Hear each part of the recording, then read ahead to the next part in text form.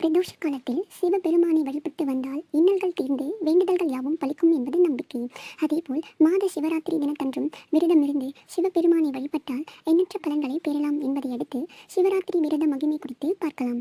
மாத சிவராத்திரியும் பிரதோஷமும் இணைந்து வருகின்ற தினத்தன்று சிவன் கோயிலுக்கு சென்று சிவபெருமானையும் நந்தி தேவரையும் வழிபாடு செய்வது மிகவும் நல்லதாகும். பிரதோஷம் சிவராத்திரி இரண்டுமே சிவபெருமானுக்கு உரிய தினமாகும். இந்நிலையில் கார்த்திகை மாதத்தில் சிவராத்திரியும் பிரதோஷமும் இணைந்து வருகின்ற போது பல மடங்கு பலன்களையும் வழங்கக்கூடிய தினமாகவும் இருக்கின்றது.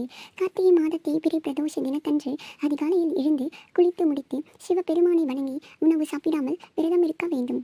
இந்த பிரதோஷம் புதன்கிழமை தினத்தில் வருவது மிகவும் விசேஷமானதாகும்.